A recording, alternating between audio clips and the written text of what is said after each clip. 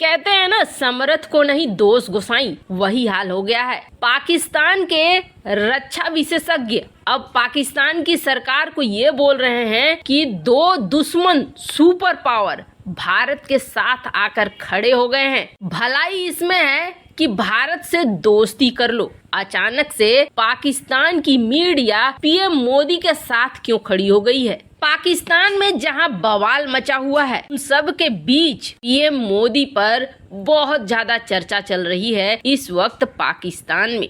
शहबाज शरीफ ने पीएम मोदी की भविष्यवाणी को आखिरकार सही साबित कर दिया है। जानेंगे पाकिस्तान आखिर इतना ज्यादा गिड़गिड़ाने को मजबूर क्यों हो रहा है। आइए जानते हैं इन खबरों को विस्तार से। पहले तो ये तस्वीरें देखिए, ये तस्वीरें पाकिस्तान से आ रही हैं। ये जो लंबे लंबे लाइन और बर्तन लिए लोग खड़े हैं, ये भूखे हैं, भूखमरी के हालात हैं। उसके बाद इस वीडियो को देखिए। इस वीडियो में बहुत बड़ी भीड़ दिखाई दे रही है और ये भीड़ धक्का मुक्की कर रही है। धक्का मुक्की करते हुए लोगों को नाले में गिराया भी जा रहा है। ये सब कुछ क्यों हो रहा है? तो ये सब कुछ हो रहा है आटे के लिए। इतनी बड़ी भीड़ लगी हुई है आटा लेने के लिए और पाकिस्तानी सरकार के पास आटा नहीं है। सब्सिडी रेट पर बहुत कम आटा है और भीड़ बहुत बड़ी है। ये तो कुछ साधारण तस्वीरें आपको या वीडियो फुटेज आपको दिख रहे हैं, लेकिन इससे भी भयानक हालात हैं। बहुत सारे लोग तो लाइन में ही मारे जा रहे हैं।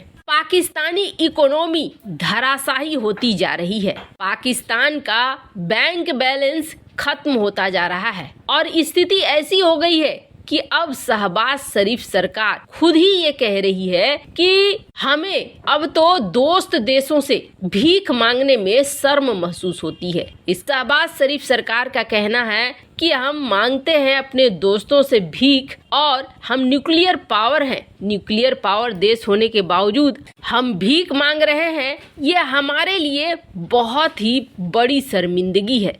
हालांकि इन्होंने साफ कहा कि हमें यूएई ने बहुत मदद की और यूएई के हम शुक्रगुजार हैं। सऊदी अरब ने भी हमारी मदद की, हम उसके भी शुक्रगुजार हैं। लेकिन जिस तरीके से हम न्यूक्लियर पावर होते हुए भी दुनिया भर से पैसे मांग रहे हैं, भीख मांग रहे हैं, ये बहुत ही बुरा लगता है। एकदम से खुद इन्होंने इस बात को स्वीकार किया कि ये भीख मांग रहे हैं और इन शब्दों का इस्तेमाल भी किया। वैसे आपको बता दें, शहबाज शरीफ ने एक बार संसद में खड़ा होकर भी इस बात को कहा था और ये बात कहा था कि बेगर्स चूजर नहीं हो सकते हैं, हम भिखारी हैं और हम किसी चीज को चुन नहीं सकते हैं। पर बात यह है कि आखिर यहाँ तक हालात पाकिस्तान के पहुँचे कैसे? अब एक जरा और वीडियो देखिए। ये जो वीडियो देख रहे हैं आप, इस वीडियो में आपको बहुत सारी भीड़ दिख रही है। ये भीड़ कहीं और की नहीं है बल्कि पीओके की है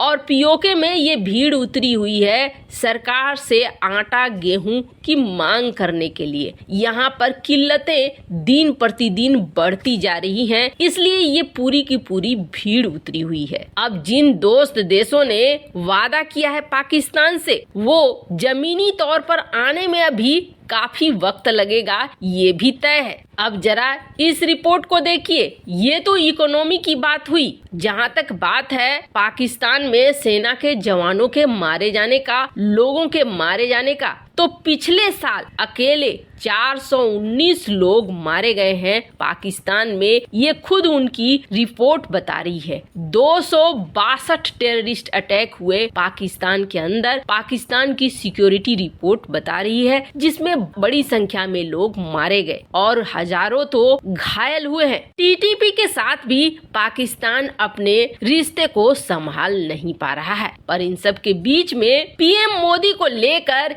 एक बार फिर चर्चा होने लगी है। हालांकि इस वक्त पाकिस्तान की मीडिया में पीएम मोदी को लेकर दो तरह की चर्चा हो रही है। सबसे पहले तो पाकिस्तान का एक बड़ा अंग्रेजी अखबार है द एक्सप्रेस ट्रिब्यून। इसमें डिफेंस के एक्सपर्ट माने जाते हैं शहजाद चौधरी। इन्होंने भारत के बारे में लिखा इन्होंने कहा कि रूस यूक्रेन जंग को लेकर अमेरिका और रूस आमने सामने हैं। दुनिया को थर्ड वर्ल्ड वॉर का डर सता रहा है। इस तस्वीर का दूसरा हिस्सा पाकिस्तान के लिए बहुत खास है। यूक्रेन मसले पर अगर अमेरिका और रूस में ठनी है तो हमें भी ये देखना होगा कि यही दोनों देश यानी कि रूस और अमेरिका भारत के साथ खड़े हैं। अगर ये कूटनीतिक तख्ता पलट नहीं है तो और क्या है। ये भी ध्यान रखिए कि पाकिस्तान कभी वो देश था जो अमेरिका के लिए एक खास गैर नाटो देश था। शहजाद आगे कहते हैं कि चीन के एग्रेसिव नेचर के कारण भारत और अमेरिका में ग्लोबल स्ट्रेटेजिक पार्टनरशिप हो गई। अब ये दोनों देश आपसी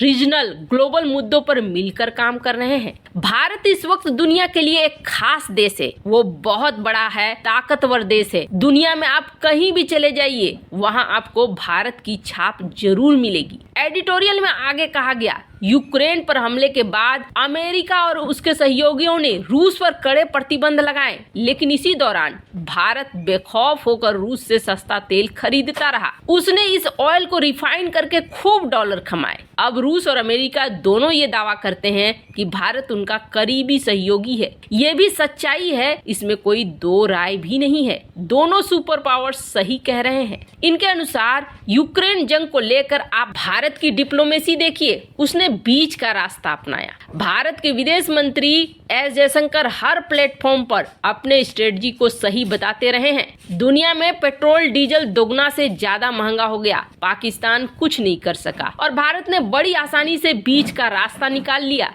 डॉक्टर जयशंकर कहते हैं, प्रधानमंत्री नरेंद्र मोदी का साफ कहना है, भारत के हित में जो होगा वही किया जाएगा। शहजाद आगे लिखते हैं कि भारत एशिया के बाद ग्लोबल पावर बन गया है। भारत ने आजाद होने के बाद से ही अपनी इंडिपेंडेंट पॉलिसी रखी, अपने हित को देखे। दूसरी तरफ पाकिस्तान को आप देख ही रहे हैं। भारत एग्रीकल्चर IT सेक्टर का सुपर पावर है। 1 अरब से ज्यादा की आबादी के बावजूद वो जबरदस्त कामयाब है। यहाँ लोकतंत्र भी शानदार है। आगे ये और भी अच्छी बातें कह रहे हैं। ये कह रहे हैं कि हमारे इस्लामिक बिरादर मुल्क सऊदी अरब का झुकाव आज भारत की तरफ है। वहाँ वो 72 अरब डॉलर का इन्वेस्टमेंट कर रहा है और पाकिस्तान में 7 अरब डॉलर के लिए भीख मांगनी पड़ रही है। भारत ने कश्मीर से धारा 370 हटाया तो खुलकर हमारा किसी ने साथ नहीं दिया। आज G7 हो, G20 हो, भारत हर जगह मजबूती से खड़ा है।